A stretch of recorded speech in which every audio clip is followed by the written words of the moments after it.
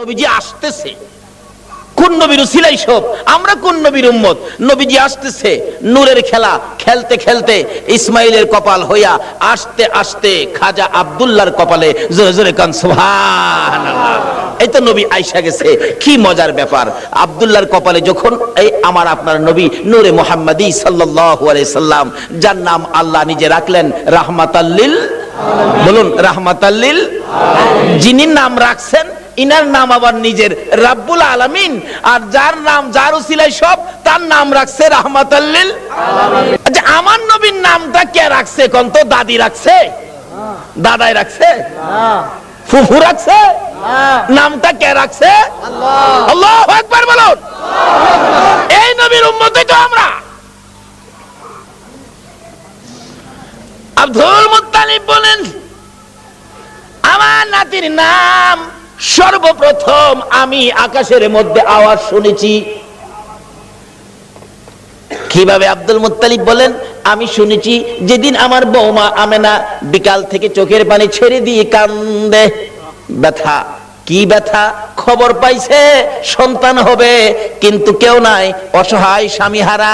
আমার সন্তান হবে, স্বামী নাই, আমার বিপদে কে আমার পাশে থাকবে, কে আমাকে সাহায্য সহযোগিতা করবে? আমেনা বলেন, আবার মাঝে মাঝে পেটের দিকে চাইয়া দেখি, সন্তান হলে তো সাধারণ মহিলাদের পেট বড় হয়, একটু পরিবর্তন হয়। আমেনা বলেন, আমার সন্তান হবে, খবর পাই, কে যেন আমাকে খবর দেয়, কিন্তু আমার তো পেট বড় হয় না, সন্তান আছে এমন কোন অনুভব, এমন কোন ভারী বোঝা কষ্ট তো আমার হয় না। এবার বলতেছে, আমি একদিন খবর পাইলাম। কিভাবে? আমি মাটির কুয়া থেকে পানি উঠাইতে গিয়েছিলাম।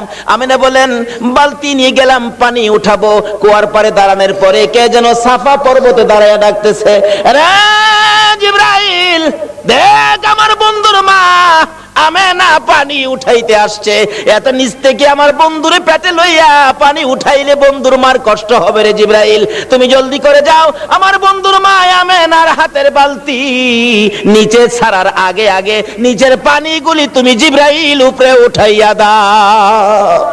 মা আমেনা বলেন, এই খবরটা পাইলাম আমার পেটে রাহমাতাল লিল আলামিন, আমি নাকি বিশ্ব নবীর মা, আমি রাহমাতাল লিল আলামিনের মা, আমাকে কে যেন খবর দিলেন।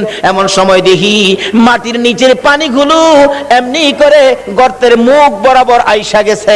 মানুষ যেমন নদীর থেকে কলসি বুড়ায়, ঠিক এমন ভাবে আমি আমেনা এই মাটির কুয়ার থেকে কলসি বুড়াইয়া, কলসি কাঙ্কে লইয়া যখন ঘরের দিকে রওনা হলাম গো, এমন সময় দেখি এক জাগ পাখি আকাশের মধ্যে গুনগুন গুনগুন করে কি যেন বলে। তাকায়া দেখি পাখি সর্দার ডাকতেছে, পাখিরা রে আর সামনে বাড়িস না, দেখ রাহমাতাল লিল আলামিনের মা দাঁড়ায়া রইছে। পাখিরা এ রাহমাতাল লিল আলামিনের মার উপরে উইরা গেলে বেয়াদবি হবে। আমেনা বলেন, সকল পাখিরা আমার দুই পাশে গুইরা যায়, আমি আমেনাকে সালাম জানাইয়া যায়। কি আশ্চর্য! আমেনা বলেন, আচ্ছা কি আমি সন্তানের মা হব, আমার তো এমন কোনো অনুভব হয় না। আমেনা কয়, একদিন গভীর রাত্রে নিরিবিলি বসে আমি দেখতেছিলাম পেটের সন্তান আছে কিনা। কয় খালি বলে সন্তানের মা হব, কই আমি তো কোনো অনুভব করি না, বোঝা না, ভারী না, বড় না, ব্যাপারটা কি? একদিন লক্ষ্য করে পেটের দিকে তাকাইয়া দেখি পেটের ভিতর থেকে একটা নূরের জ্যোতি বাহির হইতেছে। আল্লাহু আকবার! এমন কড়া নূরের জ্যোতি, যার দিকে আমি আমেনা চাইয়াই থাকতে পারি না। তখন থেকে মা আমেনা টেনশন করতেছেন, কবে জানি সন্তান ভূমিষ্ঠ হয়, কবে জানি সন্তান আসে, কবে জানি আমার সন্তান দুনিয়ার তার শিবানে। আমি কাকে বলবো? নাই আমার কেউ, অসহায় আমি। চোখের পানি ছেড়ে দিলে আব্দুল মুত্তালিব ডেকে ডেকে বলেন, বৌমা আমেনা তুমি কিসের ব্যথায় কান্দো? বাবা গো, খবর পাইলাম আমার নাকি সন্তান হবে। ও বাবা, আমার যে কেউ নাই, কে আমার পাশে থাকবে? সঙ্গে সঙ্গে আব্দুল মুত্তালিব নিজের দাসী উম্মে আইমানকে পাঠাইয়া দিলেন, আমেনার সাথে সাথে থাকো। আবু লাহাবের দাসী সুয়াইবাকে ডেকে বললেন, তুমি পাশে পাশে থাকো, আমেনাকে তোমরা সবাই দেখে দেখে রাখবা যাতে কোনো বিপদ না হয়। যেদিন মক্কা নগরী নবীর আগমনে খুশিতে নাচতেছিল, আল্লাহু আকবার, পশু পাখিরা একজনের কানে আরেকজনের খবর দিতেছিল, আজকে বলে রাহমাতাল লিল আলামিন দুনিয়ার জমিনে আসবে। এই খবরে মক্কা নগর, বালুর কণা, এমনকি খানায়ে কাবা পর্যন্ত খুশিতে নাচতেছিল। আল্লাহু আকবার। আব্দুল মুত্তালিব বলেন, আমি ওই দিন সন্ধ্যার সময় খানায়ে কাবার দরজার পাশে বসে বসে কাঁদতেছিলাম। ও খানায়ে কাবার মালিক, আমার বৌমা আমেনা অসহায়, সন্তান হবে, তুমি কিন্তু আমার বৌমাকে সাহায্য করো। এইভাবে কাঁদতে কাঁদতে কাঁদতে কাঁদতে রাত্র যখন 2টা 2:30 বাজে গেছে, হঠাৎ করে দেখি আকাশে বিকট শব্দ হয়েছে। তাকাইয়া দেখি আকাশের দরজা খানি খুলে গেছে। চারদিক এই দরজাখানি সাজানো হয়েছে। আল্লাহু আকবার। সুন্দর করে সাজানো হয়েছে। তার সাথে সাথে দেখি 3 থেকে 4 জন মহিলা ডান হাতে নূরের বাতি লইয়া জান্নাতি সুন্দর শাড়ি পরে পাখির মতো উইরা উইরা আসতেছে। আব্দুল মুত্তালিব বলেন, আমি শুনি তারা আসতেছে আর বলতেছে একজন আরেকজনকে, চলো আমরা আমেনার ঘরে যাই, আজকে রাহমাতাল লিল আলামিন দুনিয়ার জমিনে আসবে, আজকে মুহাম্মাদুর রাসূলুল্লাহ দুনিয়ার জমিনে আসবে। আব্দুল মুত্তালিব বলেন, আমেনা রে, নাতি হবে রে, যার খবর আকাশের মধ্যে পেয়েছি। জোরে জোরে কন্যা সুবহানাল্লাহ। বলুন, আকাশের যে নবীর নামের উচ্চারণ হয়, এই নামটা কি দুনিয়ার কেউ রাখছে? কে রাখছে? আল্লাহ। আরে জোরে কোন কে রাখছে? আল্লাহ। এখানে কত সুন্দর করে নামটা রাখছে। নিজের নাম লা ইলাহা ইল্লাল্লাহ, আর বন্ধুর নামটা দিলেন মুহাম্মাদুর রাসূলুল্লাহ। নিজের নামের মধ্যে আরবি 12টা অক্ষর আছে, আবার বন্ধুর নামের মধ্যেও আরবি 12টা অক্ষর। নিজের নামের 12 অক্ষরে কোনো নক্তা নাই, কোনো ভেজাল নাই। বন্ধুর নামের 12 অক্ষরে কোনো নক্তা নাই, কোনো ভেজাল নাই। আল্লাহ বলেন, আমিও ভেজাল মুক্ত, আমার বন্ধুও ভেজাল মুক্ত। আমি আল্লাহর ওয়াহদানিয়াতের মধ্যে কোনো শরীক নাই, আমার নবীর রিসালাতের মধ্যে কোনো শরীক নাই। আল্লাহু আকবার। কিন্তু এই নবীকে নিয়ে টানা হেসরা করবেন না, এই নবীকে নিয়ে মাসলা ফিট করে নবীর মর্যাদা কমানোর চেষ্টা করবেন না, তাহলে বিশ্ব মুসলমান মার খাবে। যতদিন পর্যন্ত নবীর পক্ষে এসে নবীর শান ও মান না বাড়াবেন, বিশ্বের মুসলমানের মান শান আমার আল্লাহ বাড়াবে না। যাই হোক, তাওরাত, জাবুর, ইনজিল কিতাবে আমার নবী যে আসবে খবর আছে কিনা বলুন তো? কিভাবে আসেন? আসুন, নবীজি আসতেছে আব্দুল্লাহর কপালে, নবীজির নূরে মুহাম্মাদি সাল্লাল্লাহু আলাইহি সাল্লাম আব্দুল্লাহর কপালে। আব্দুল্লাহর বয়স 9। বলুন, বয়স কত? 9। আরো জোরে কোন? 9। 9 বয়সের মধ্যেই তো সমস্ত খেলা। আরে 9 এর মধ্যেই তো জয়। ইসমাইলের বয়স 9, গলায় ছুরি আইছে। এবার আব্দুল্লাহর বয়স 9, গলায় ছুরি আইছে। কিন্তু আব্দুল্লাহও বেঁচে গেল ছুরির থেকে, ইসমাইলও বেঁচে গেল ছুরির থেকে। বলুন তো, কার উসিলাই বাঁচছে? সব বিপদ থেকে বাঁচছে আমার নবীর উসিলাই। কিন্তু আমরা যে বাঁচতে পারতেছি না, তাহলে বোঝা গেল আমরা সেই নবীকে চিনতে পারতেছি না। ঠিক। নবীরে চিনছে গো জংলার হরিণী। সুবহানাল্লাহ। মদিনার ঘটনা বলছি। শিকারী 2 পাহাড়ের মাঝখানে সুতার জাল ফিট করছে। জাল, মাছ মারে না জাল দিয়া? না, সুতার। পানির থেকে তো মাছ মারে জাল দিয়া। শিকারী 2 পাহাড়ের মাঝখানে সুতার জাল ফিট করছে হরিণ ধরার জন্য। সুতার জাল, কিতাবে লিখছে জাল ফিট করছে। গাছগাছার মধ্যে লাঠি দিয়া বাইরে আইতেছে, দাও ধাক্কা দিতেছে। হরিণ থাকলে দৌড় দিবে নিরিবিলি রাস্তা দিয়ে, এমনি তো সুতার জালে আটকা পড়ে যাবে। এভাবে লাঠি দিয়া বাইরে আইতেছে বাবলা কাটার জঙ্গলার মধ্যে। এক হরিণী এই জঙ্গলার থেকে জীবন বাঁচানোর জন্য দৌড় দিয়ে সুতার জালের মধ্যে পেঁচ খায়া গেছে। শিকারী দৌড়ায় যাইয়া ভালো করে পেঁচাইয়া বিরাট বড় হরিণ কাঁধে করে আনা যায় না। কিতাব লেখে শেষরাইয়া আনতেছে। হরিণী তার বাসায় কান্দে আর ডাকে, শিকারী রে, তোর পায়ে দড়ি রে শিকারী, আমারে ছাইরা দে, আমার ছোট্ট 2টা বাচ্চা অনাহারে মারা যায়। এত কান্দে রে শিকারী, শুনে না। একটা গাছের গোড়ায় নিয়ে এই পেঁচানো হরিণ জাল সহ বাইদা শিকারী একটু দূরে চলে গেলে এই পথ দিয়ে আসতেছে রাহমাতাল লিল আলামিন। সকল প্রাণী দুঃখ আমার নবী বুঝতেন কিনা বলুন? শুধু এটাই শেষ নয়, নবীর জীবনী সাহাবীদেরকে নিয়ে নবী আলোচনায় বসলেন। এমন সময় একটা দোয়েল পাখি দৌড়ায়া এসে নবীর সামনে বসে গেছে। সাহাবীরা কয়, হুজুর দোয়েল পাখি মানুষের কাছে, পাখি তো মানুষ দেখলে পালায়। রাসূল বলেন তার মনে কোনো দুঃখ আছে, তোমরা চুপ থাকো।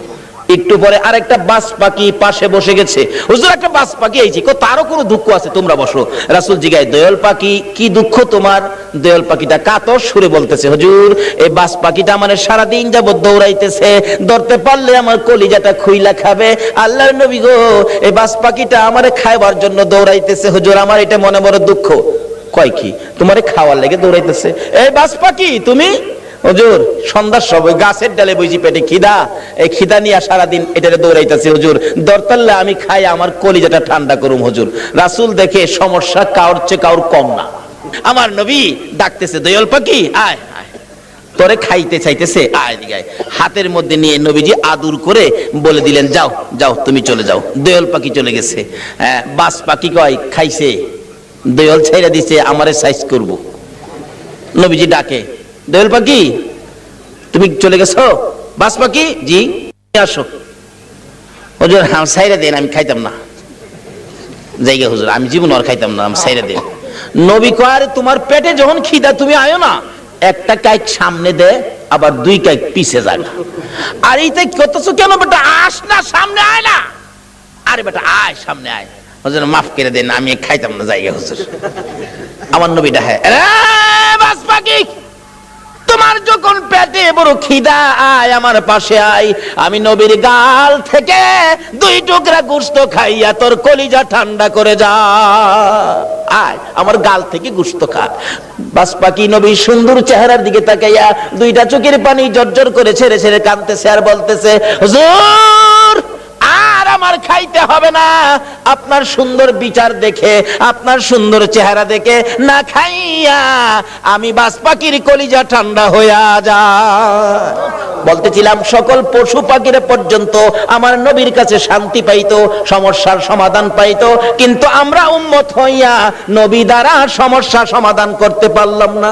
বলতেছিলাম হরিণী আমার নবীকে দেখে দুইটা চোখের পানি ছেড়ে ছেড়ে কান্দে, মাবুদ মনের দুঃখ কার কাছে কমুখ?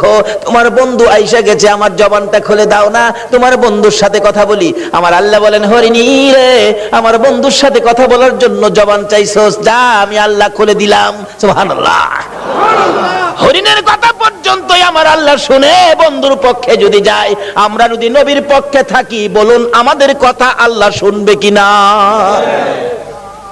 ডাকতেছে, হরিণী আয়, কি দুঃখ তোর? কয় জালের ভিতরে হুজুর আমার দুইটা বাচ্চা, হুজুর সবে মাত্র প্রসব করেছি, পেটের খিদায় ঘাস পানি খাইতে আসছি, আমার শিকারী জাল দিয়ে ধরে ফেলাইছে। হুজুর আমার তো বাচ্চা দুইটা না খায়া মারা যাবে, হুজুর মনে হয় আদা মরা হয়ে গেছে। হুজুর আমার যদি দয়া করে একটু সময়ের জন্য ছেড়ে দিতেন, আমি বাচ্চা দুইটারে দুধ খাওয়াইয়া আমি আবার চলে আসব। হুজুর দিবেন কি? রাসূল বলেন ঠিক আছে। নবীজি জালের পেঁচ খুইলা জালটা নিজের হাতে লইয়া এবার হরিণ দিছে ছাইরা। হরিণ তো দৌড়ায় যাইতেছে, আর শিকারী এদিক দিয়ে আইসা পড়ছে। আইসা জিগায়, আমার হরিণ কই? হরিণ ছাইরা দিছি। আরে কোন কি আমি হরিণ ধরলাম, ছাইরা দিলেন আপনি? কবাটা চিন্তা করিস না, হরিণ কিছুক্ষণের মধ্যে ফিরে আইব। শিকারী হাসে, কি আশ্চর্য, ধরতে পাই না হরিণ, আবার ছাড়লে ফিরে আইব, এটা কথা কইলেন? আচ্ছা আপনাদের ধারণা কি যেই নবী হরিণ ছাড়ছে, হরিণ আইব কিনা? কেন আমরা না চিনলেও হরিণ এই নবীরে শিকারী আর সহ্য হই আমার নবীরে দমক দিতেছে। আমার নবী বলেন, শিকারীরে দমক দিস না রে, যতক্ষণ পর্যন্ত তোর হরিণ না আসবে আমি নবী এই গাছতলা ছাড়বো না। চিন্তা করিস না। হরিণী দৌড়ে যাইয়া বাচ্চাদের সামনে হাজির, চোখের পানি ছাড়তেছে। বাচ্চারা জিজ্ঞেস করে, মা এইভাবে কান্দো কেন গো মা? হরিণ কোনো কথাই কয় না, খালি কান্দে। বাচ্চারা বলেন, মা কেন কান্দো? অবশেষে হরিণ বলতেছে, বাচ্চারা রে, শিকারীর হাতে বন্দী হয়ে গেছি রে বাচ্চারা, দুধ খাইবিনি খা, আমারে মা বলে ডাক দিবিনি ঢাক, জীবনের স্বাদ মিঠাইয়া দে, মা কইয়া ডাক দিয়া দে, মারে জীবনের শেষ দেখা দেখা দে রে, দেরি করিস না, রাহমাতাল লিল আলামিনের হাতে রশি লাগাইছি, তোদেরকে এক নজর দেখার জন্য, একটা টান দুধ খাওয়ানোর জন্য রাহমাতাল লিল আলামিনের হাতে রশি লাগাইছি, দেরি করিস না, দুধ খাইবি নি খা রে সন্তানেরা, মা কইয়া ডাকবি নি রে ডাক, আর জীবনে দেখা হবে না। বাচ্চা দুইটা একটার সাথে আরেকটা কি যেন কথা বলতেছেন, এ কথাই একজন আরেকজনকে বলে, ও শোনো, এক ভাই আরেক ভাইকে বলতেছেন, হরিণের বাচ্চারা, মা বলে আমার নবীর হাতে রশি লাগাইছে, এ বেয়াদবি মা করেছে, জীবন দিব রে, মার দুধ খাইবো না। আল্লাহু আকবার। বাচ্চা হরিণ হইয়া নবী চিনে, উম্মত হইয়া নবী চিনলাম না। নবীর যারা চিনেছে, নবীর পক্ষে যারা গিয়েছে, বলুন তাদের সমস্যা আছে না দূর হইয়া গেছে? দূর হয়েছে। কিভাবে দূর হয়েছে বাস্তবে আসুন। ছোট্ট ছোট্ট বাচ্চা সবে মাত্র দুনিয়ায় আসছে, একজন আরেকজনের কানে কানে কয় যে মা নবীর হাতে রশি লাগাইছে, এ মার দুধ আমরা খাইতাম না। দুইজন অভিমান করে বসে আছে, মার কাছে আসে না, কথাও কয় না, মা বারবার ডাকে, সন্তানেরা রে আয় দুধ খায়া দে, চোখের পানি ছাড়ে আর ডাকে। বাচ্চারা বসে জবাব দেয়, মা ইয়া তো হারামি মা, তুমি এত নিষ্ঠুর মা, তুমি আমাদেরকে দুধ খাওয়ানোর জন্য আমার নবীর হাতে বুঝে রশি লাগাইছো, তোমার মতো বেয়াদব মার দুধ আমরা খাইতাম না। মা যতক্ষণ পর্যন্ত নবীর কাছ থেকে বেয়াদবির ক্ষমা না আনবা, ততক্ষণ পর্যন্ত আমরা তোমার দুধ খাইতাম না। কারণ তারা চিনে গো, এই নবী না হইলে আমরা হইতাম না, কিন্তু আমরা উম্মত হইয়া নবী চিনলাম না। দয়ার নবী মায়ার নবী দাঁড়িয়ে আছে, শিকারী ধমক দিতেছে, তাড়াতাড়ি আমার হরিণ আইনা দেন। এমনি সময় বাচ্চা দুইটা বলে, মা চলো না, আমরাও নবীর কাছে যাব, তোমার বেয়াদবির ক্ষমা আনবো। বাচ্চা দুইটার সঙ্গে করে হরিণী আসতেছে, কাছাকাছি আসার পর নবীরে ধমক দিতেছে। হরিণ দূর থেকে ডাক মারছে, আরে শিকারী, তোর পায়ে ধরে আমার নবীরে ধমক দিস না রে, আমার নবীর ধমক আমি সইতে পারি না রে। আল্লাহু আকবার। আমার নবীর কষ্ট হরিণ হইয়া সইতে পারে না, আমরা উম্মত হইয়া কেমনে সইলাম গো। হরিণ ডাকতেছে, শিকারী রে দমক দিস না রে, আমার নবীরে দমক দিস না, পিছনে চাইয়া দেখ আমি আইসা গেছি। শিকারী পিছনে চাইয়া দেখে হরিণ গিয়েছিল একটা, অহন দুইটা বাচ্চাও সাথে, মোট তিনটা দেখা যায়। হরিণ দেখে আর কিছু কয় না। বাচ্চা হরিণ দুইটা যখন নবীর সুন্দর চেহারা দেখা যায়, মায়ের আগে আগে বাচ্চা দুইটা যাইয়া আমার নবীর দুইটা পাও মুবারকে পড়ে গেছে। হুজুর, হুজুর গো, আমার মা বেয়াদবি করেছে হুজুর, আমরা দুইটা বাচ্চা আপনার পায়ে ধরি, আমার মার বেয়াদবির ক্ষমা দেন। যতক্ষণ পর্যন্ত আমার মার বেয়াদবির ক্ষমা না দিবেন গো, আমরা জীবন যাবে, এ মায়ের দুধ আমরা খাবো না। আমার নবী ডাকে, শিকারী রে বল এবার হরিণ কোনটা নিবি? বড় হরিণটা নিবি না বাচ্চা দুইটা নিবি? না, যেই নবী হরিণ ছাড়লে হরিণ আসে সেই নবীরে নিবি। শিকারী একবার নবীর দিকে চায়, আবার হরিণের দিকে চায়, আবার বাচ্চাদের কাণ্ড কারখানা দেখে। শিকারী একটা চিৎকার মাইরা ডাক মারছে, হুজুর আর আমার হরিণের দরকার নাই গো, যেই নবী হরিণ একটা ছাড়লে তিনটা ফিরে আসে গো, আমার সেই নবীর দরকার। হরিণ ছেড়ে দিলাম, আপনি নবীর হাত ধরে কালিমা লইয়া মুসলমান হইলাম। আজকে পশু পাখিরা পর্যন্ত আমাদের নবীকে দিয়ে বিপদ থেকে উদ্ধার হয়, কিন্তু আমরা পারতেছি না। বোঝা গেল আমরা নবীকে ভালোবাসতে শিখি নাই, আমরা এখনো নবীর পক্ষে যাইতে শিখি নাই। কিভাবে যাবেন আসুন আগে বাড়ি। আপনাদের কষ্ট হইতেছে ভাই সাহেব? নবীর জন্য কষ্ট করতে মন চায় না? কেন কষ্ট করবেন না? আমার নবী যেদিন এই দেশ থেকে বিদায় হয়ে যাবে, আমার আল্লাহ জিবরাইলকে দিয়ে প্রস্তাব পাঠিয়েছিলেন, ও জিবরাইল আমার বন্ধুর কানে খবর দাও, আমার বন্ধু এই দেশের মাটিতে থাকতে পারবে না, আমার বন্ধু এই রক্ত মাখা জমিনের মধ্যে রাখবো না, আমার বন্ধুর দেহ আমার আরশের ডাইন পাশে দাফন করব। জিবরাইল খবর নিয়ে ডাকতেছেন, হুজুর আল্লাহর সালাম গ্রহণ করুন। আমি জিবরাইলের সালাম গ্রহণ করুন। আল্লাহর নবী গো, আপনার দেহ মোবারক আল্লাহর আরশের ডাইন পাশে দাফন হবে, আপনি খুশির সহিত কবুল করুন। আমার নবী কোনো কথা কয় না, দুইটা চোখের পানি ঝরঝর করে ছাড়তেছে। জিবরাইল বলেন, ইয়া রাসূলুল্লাহ, এত সুন্দর প্রস্তাব নিয়ে আসলাম, কোনো কথা কন না, খালি কাঁদেন কেন জানতে চাই। আমার নবী বলেন, জিবরাইল রে, তোমার জন্য খুশির খবর হতে পারে, আমি খুশি হতে পারলাম না। কেন পারলেন না? রে জিবরাইল, আমার দাফন আল্লাহর আরশের ডান পাশে হবে, আমি জানতে চাই আমার গুনাহগার উম্মতের দাফন কই হবে রে? জিবরাইল বলেন, আপনার উম্মতের দাফন এই জমিনের মধ্যে হবে। আমার নবীর কান্না আরো বেড়ে গেছে। জিবরাইল, না না, সইতে পারি না, আমি আরশে থাকবো আর আমার উম্মতেরা এই জমিনে থাকবে, আমার মন মানে না, প্রস্তাব আমি রাখবো না। আমার পক্ষ থেকে একটা প্রস্তাব আমার প্রভুর দরবারে তুলে ধরো।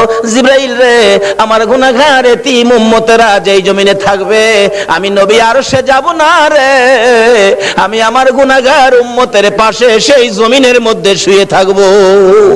আরে দয়ালো নবী, প্রেমের ছবি আর আসবে না জগতে, আমার দয়ালো নবী, প্রেমের ছবি আর আসবে না।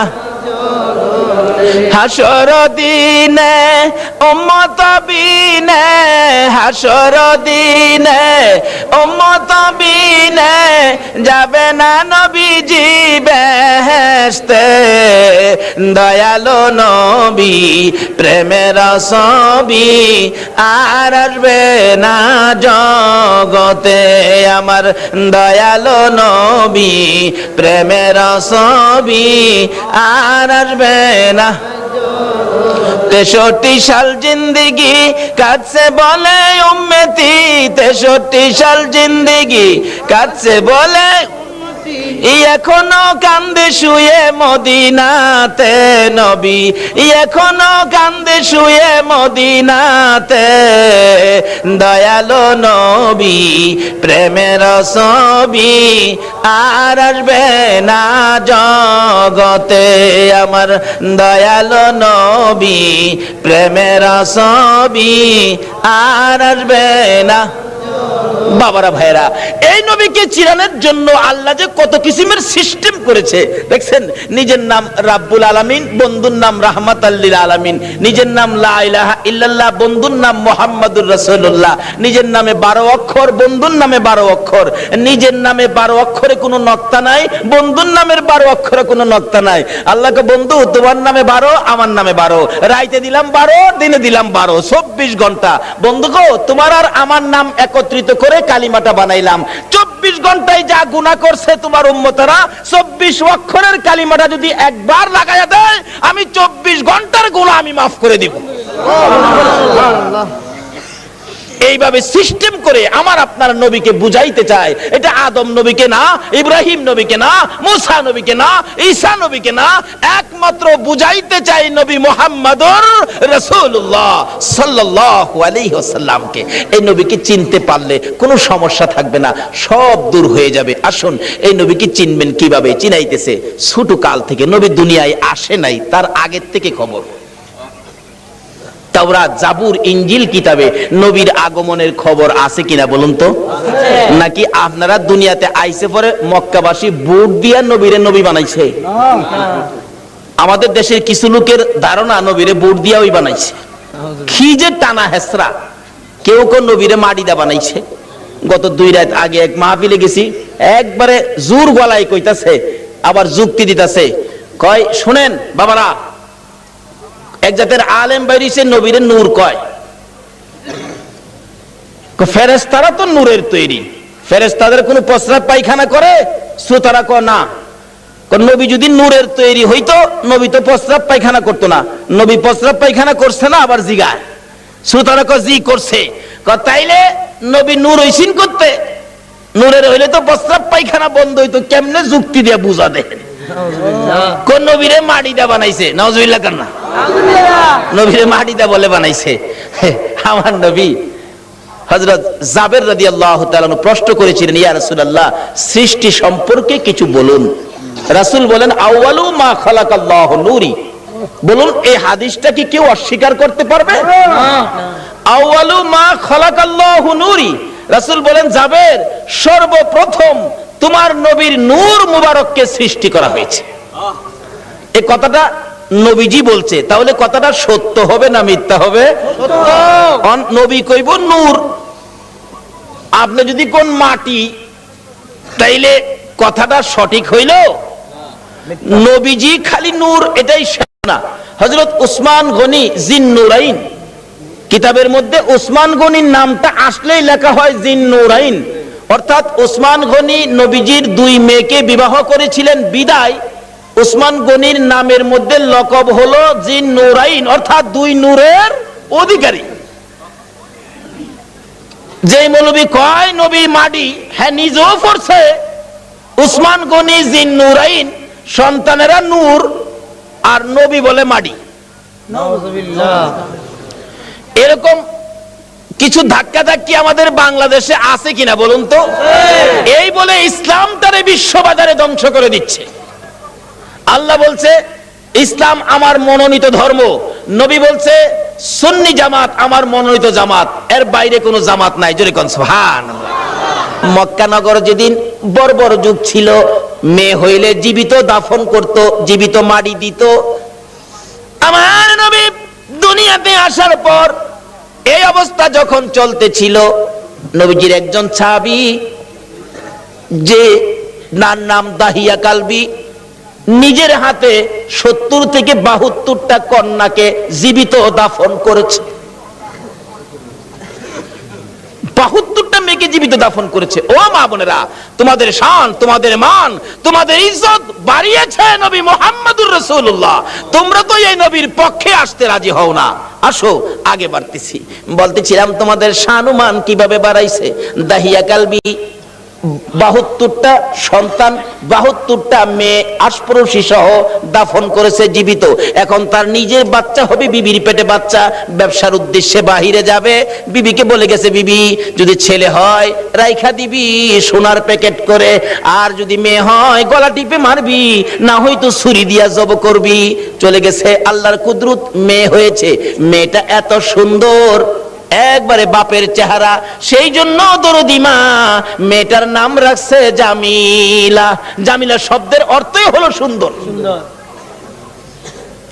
1 বছর 2 বছর 3 বছর 4 বছর বয়স হয়ে গেছে। দাহিয়া কালবি বাড়িতে আসছে, আসার পরে বলতেছে, মা তোমার আব্বু, যাও যাও তাড়াতাড়ি যাও। আব্বুর গলায় ধরছে, আব্বু আব্বু কোত্থেকে আইছো, আমার জন্য কি আনছো? মজা আনছো নি আব্বু?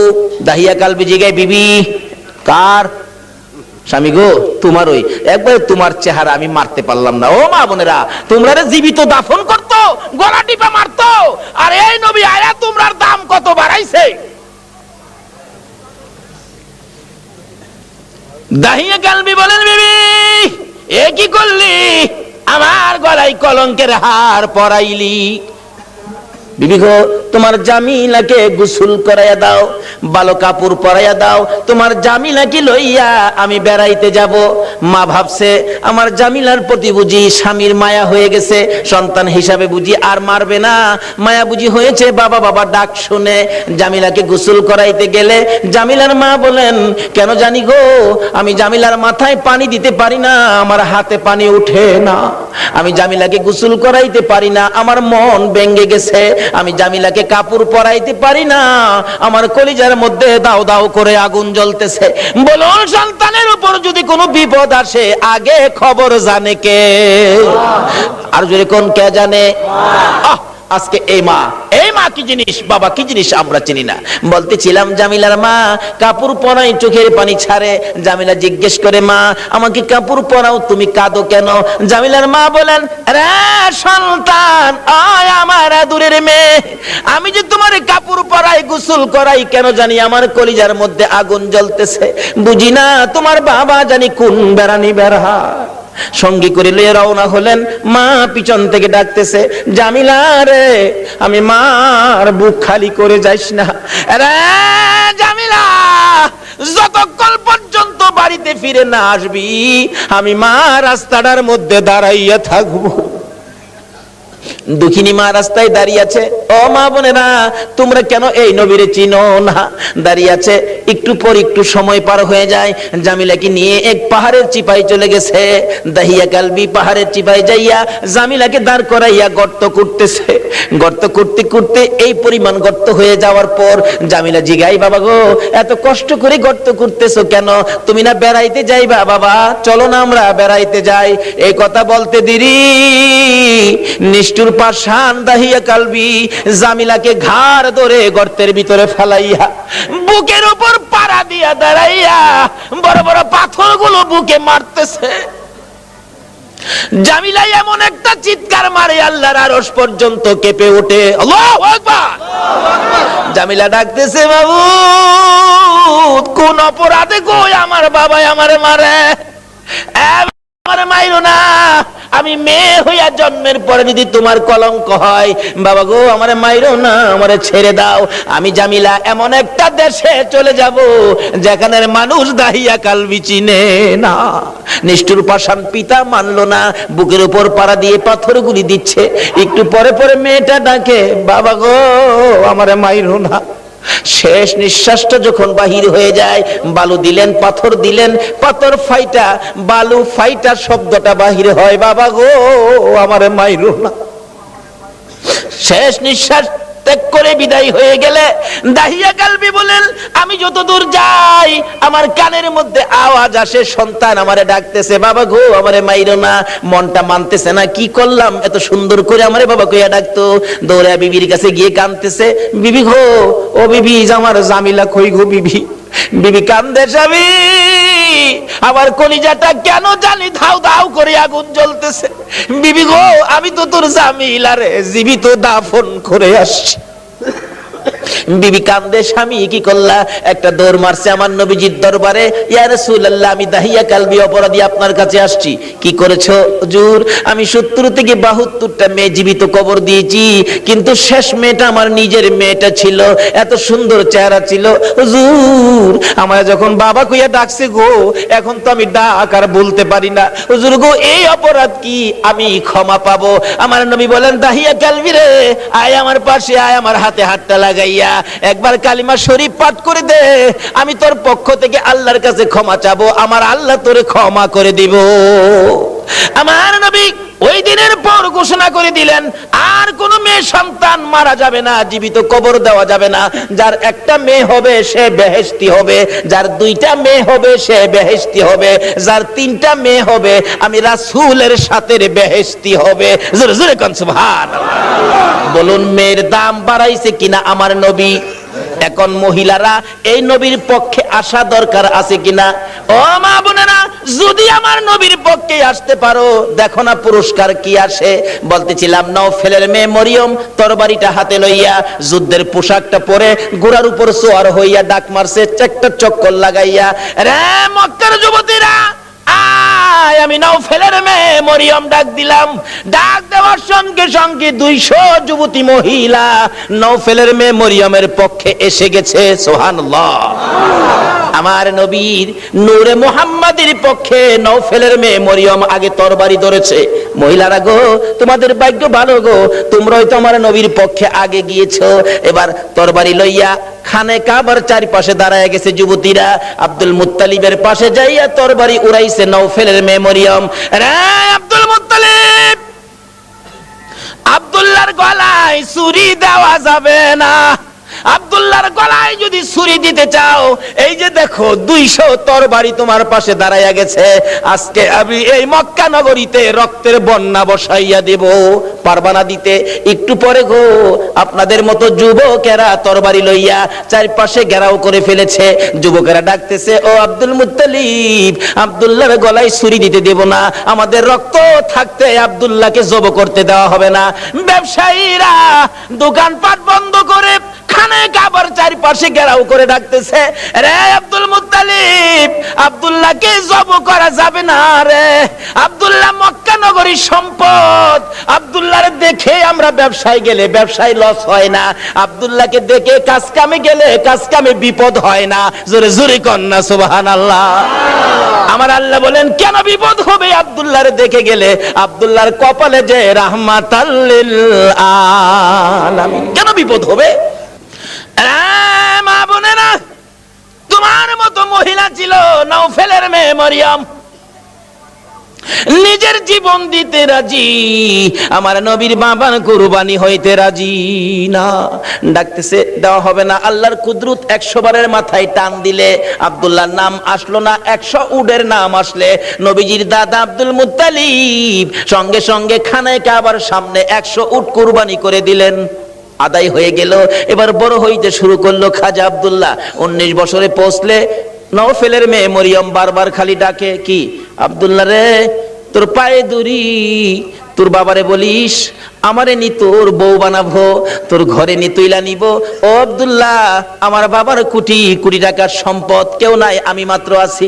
আব্দুল্লাহ রে, কথা দিলাম রে, আমার বাবার সকল সম্পদ আমি তোর পায়ের মধ্যে ঢাইলা দিব। রে আব্দুল্লাহ, তোমার কপালে যা দেখি রে, নবীর আশায় আমি সব ডাইলা দিব। কিন্তু এইভাবে প্রস্তাব খালি আসতেই থাকে, কয়জনের প্রস্তাব শুনবে? অবশেষে লম্বা ঘটনা, মদিনার ছোটকালের বন্ধু ছিলেন ওহাব জোহরি। এবার চলে গেলেন ওহাব জোহরির বাড়িতে। দোস্ত আছো বাড়িতে? তোমার না ছোট্টকালে একটা মেয়ে দেখছিলাম, যে মেয়েটা খুব সুন্দরী, মেয়েটার নাম ছিল আমেনা, মেয়েটা কি বিয়ে দিয়ে দিছো? না, বিয়ে দেই নাই। তাহলে আমার পোলা আব্দুল্লাহ খুব সুন্দর, তোমার মেয়ে আমেনা খুব সুন্দর, চলো আমরা বিয়ের কাজটা শেষ করি। বৃহস্পতিবার দিবাগত রাত্রে মা আমেনা আর খাজা আব্দুল্লাহর সাথে বিবাহ হয়ে যায়। জোরে জোরে কোন সুবহানাল্লাহ। খাজা আব্দুল্লাহ মা আমেনা যেই রাত্রে, জুমার রাত্রে বাসর ঘরের মধ্যে গিয়েছিলেন, আমেনা বলেন আমি দেখি খাজা আব্দুল্লাহ আমার কপালের মধ্যে চুমা খাইছে। সুবহানাল্লাহ। যখন খাজা আব্দুল্লাহ আমার কপালের মধ্যে চুমা লাগাইতেছে, আমি দেখি আকাশ থেকে একটা নূরের অংশ আমি আমেনার ভিতরে ঢুকছে। আমেনা বলেন একটা পূর্ণিমার চাঁদ যেন আমার কলিজাটার মধ্যে ঢুকছে। কি দেখলাম আশ্চর্য হয়ে গেলাম। লম্বা ঘটনা সংক্ষেপ করলাম। এবার আব্দুল্লাহ শ্বশুর বাড়ির থেকে বেড়াইয়া আসতেছে। নওফেলের মেয়ে মরিয়ম 2 দিন 3 দিন হয় আব্দুল্লাহরে দেখে না, কলিজা মানে না। হঠাৎ দেখে রাস্তা দিয়ে আসতেছে, দাঁড়িয়ে আছে, আব্দুল্লাহরে দেখা যায়, কিন্তু আগের আব্দুল্লাহ তো না, ব্যাপারটা বুঝি না। বাড়ির কাছাকাছি আসলে ডাইকে আব্দুল্লাহরে ঘরে নিত, আজকে ডাক দেয় না। নওফেলের মেয়ে মরিয়ম ঘরের ভিতরে ঢুকতেছে, 2টা চোখের পানি ছেড়ে দিছে, মাবুদ মনের আশা বুঝি পুরা হইল না। খাজা আব্দুল্লাহ নিজেই পিছে গিয়া ডাকে, রে মরিয়ম, অন্যদিন আমারে ডাকতা, আজকে কেন আমারে ডাকো না? ব্যাপারটা কি জানতে চাই। এবার চোখের পানিগুলি মুছতেছে আর বলতেছে, আব্দুল্লাহ রে, আজকে তো আগের আব্দুল্লাহ দেখি না, যা দেখে আমি পাগল ছিলাম রে, তারে তো তোর কপালে দেখি না। রে মা বোনেরা, পাগল হও না গো আমার নবীর জন্য। নওফেলের মেয়ে মরিয়ম ঘরের ভিতরে যাইয়া বিছানাটার উপর উপর হইয়া পরে পরে কাঁদতেছে। আব্দুল্লাহ মাতার পাশে বসে বসে সান্ত্বনা দিচ্ছে। এবার উঠে বসে বললেন, আব্দুল্লাহ সত্য করে কো, তুমি কি বিয়ে করেছো? হ্যাঁ আমি বিয়ে করেছি। কোথায়? মদিনায়। তোমার স্ত্রীর নাম কি? স্ত্রীর নাম আমেনা। একটা চিৎকার মারছে মরিয়ম, আমেনা গো, তোমার জীবন ধন্য হইয়া গেছে। আরে আব্দুল্লাহ, আমি যে তোমারে প্রাণে মনে ভালোবাসতাম, সব তোমারে দিতাম বলেছিলাম কেন? আমি আমার বাবার কাছ থেকে তাওরাত, জাবুর, ইনজিল কিতাবের মধ্যে পেয়েছি আখিরি নবী আসবে। নবীর বাবার নাম, মায়ের নাম ছিল, এমনকি তোর কপালের মধ্যে আখিরি নবীর নূরের নিশানা ছিল। আব্দুল্লাহ রে, আমি তো তোকে ভালোবাসি না রে আব্দুল্লাহ, আমি আখিরি নবীরে ভালোবাসা চাইছিলাম, সব দিব রে, তোমার বিবি হব রে আব্দুল্লাহ, তোমার বিবি হইয়া আমি রাহমাতাল লিল আলামিনের মা হইব রে। আব্দুল্লাহ কসম খাইলাম রে, রাহমাতাল লিল আলামিনের মা যখন হইতে পারলাম না, আর জীবনে কোনোদিন বিবাহ বসবো না। আমার আল্লাহ বলেন, ও মরিয়ম, আমার বন্ধুর ভালোবাসায় চাইছিলি আমার বন্ধুর মা হইতি, মনে বড় আশা ছিল, হইতে পারলি না, তোর ভালোবাসা টুকুন আমি আল্লাহ কবুল করেছি। জোরে জোরে কন্যা সুবহানাল্লাহ। আরে নবীর প্রেমের পাগল যারা প্রেম খেলা খেলে, বলুন নবীর প্রেমের পাগল যারা, নবীর প্রেমে ওয়াস করনি দন্ত দেয় ফেলে, নবীর প্রেমে ওয়াস করনি দন্ত দেয় ফেলে, নবীর প্রেমের পাগল যারা প্রেম খেলা খেলে, হাইরে নবীর প্রেমের পাগল যারা। হানজালা পাগল ছিল নবীর প্রেমে জীবন দিল, হানজালা পাগল ছিল নবীর প্রেমে জীবন দিল, গোসল করাইলো তারে ফেরেশতার দলে, গোসল করাইলো তারে ফেরেশতার দলে, নবীর প্রেমের পাগল যারা প্রেম খেলা খেলে, হাইরে নবীর প্রেমের পাগল যারা। বলতেছিলাম দয়ার নবী মায়ার নবীর প্রেম আর ভালোবাসায় কসম খাইলেন জীবনে আর কোনোদিন বিবাহ বসবে না। হাশরের জমিন যেদিন কায়েম হবে, ওই মরিয়মের আমার নবীর প্রতি ভালোবাসার পুরস্কার দিবেন আমার আল্লাহ। যদিও কালিমা পড়ে নাই, যদিও এই যুগে আসে নাই, যদিও মরিয়ম মুসলমান হইতে পারে নাই, শুধু ছিল গো আমার নবীর ভালোবাসা। আল্লাহু আকবার। কালিমাও পড়ে নাই, নামাজও পড়ে নাই, মুসলমানও হয় নাই, তারপরও আমার আল্লাহ সিস্টেম করেছে বন্ধুর ভালোবাসার পুরস্কার দেওয়ার জন্য। কিভাবে দিবে? হাসরের দিন বিচারের কোর্ট বসে আমার আল্লাহ ডাকবেন, ফেরেশতারা রে আমার মরিয়ম কই, মরিয়মকে জান্নাতে নিয়ে যাও, মরিয়মকে জান্নাতে নিয়ে যাও। তখন ডাক দিবেন ফেরেশতারা, মরিয়মকে, মরিয়মকে জান্নাতি ঘোষণা দেওয়া হয়েছে। হাসরের ময়দানে কোটি কোটি মরিয়ম আয়েশা জড়ো হবে, ফেরেশতারা পড়বে বিপাকে। হারি কয় কি আল্লাহ, আপনি কোন মরিয়মের কথা কইছেন? এখানে তো কোটি কোটি মরিয়ম হাজির হয়ে গেছে।